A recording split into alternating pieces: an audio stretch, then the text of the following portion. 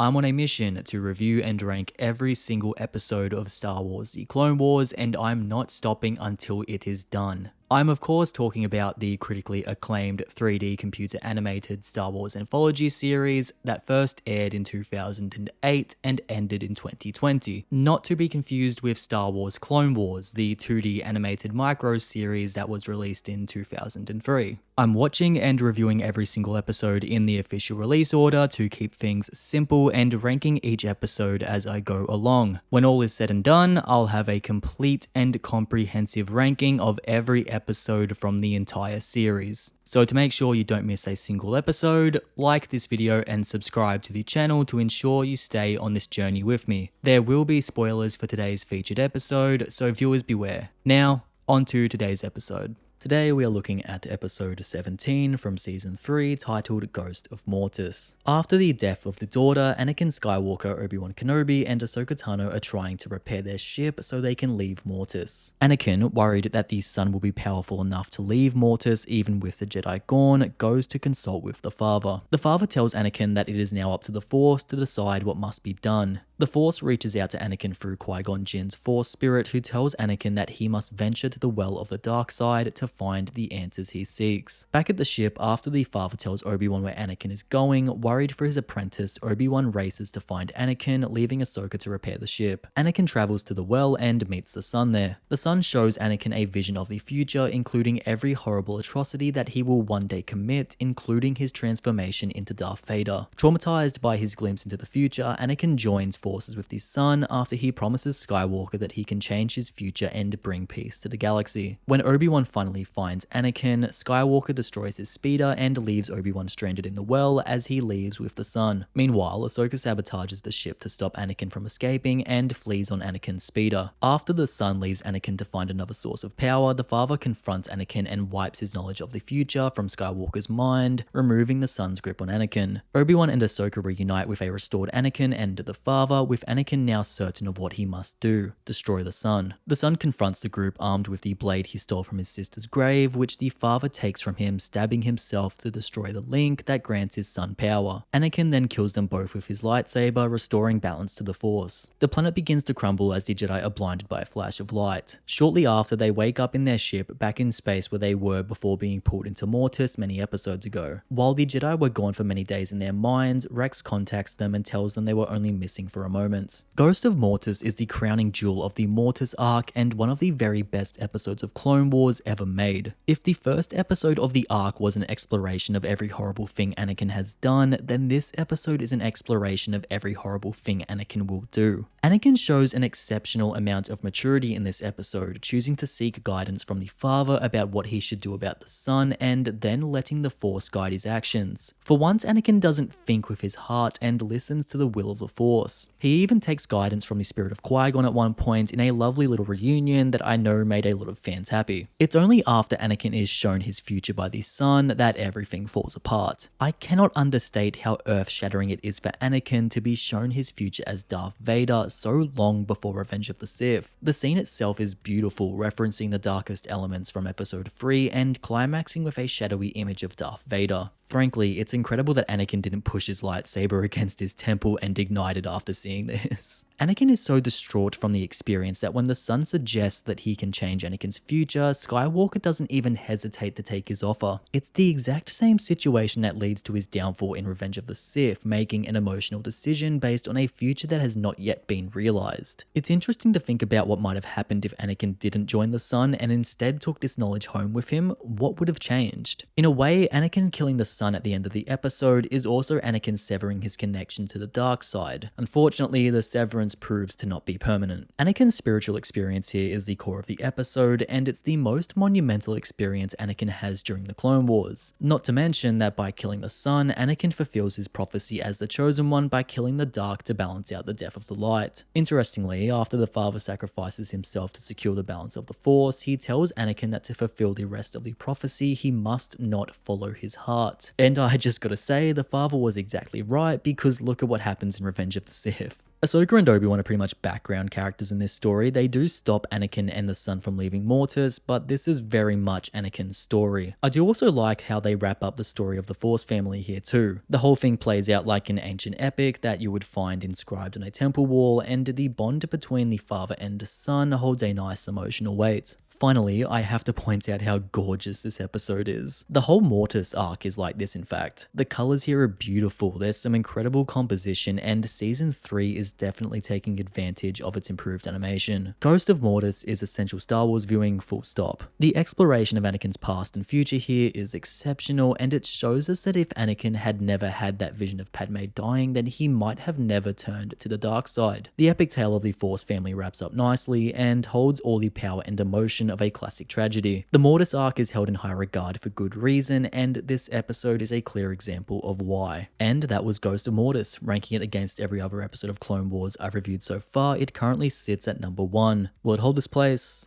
Only time will tell. And here is the complete ranking so far. That's me finished for this episode. Now, I want to hear from all of you. What's your personal review of this episode? Where would you rank it among every other episode of Clone Wars? Let me know in the comments below after you've liked the video and subscribed. I'll see you guys next time with another Clone Wars episode review and ranking. Until then, thank you for watching. As always, look after yourselves, stay safe, and I'll see you all in the next video.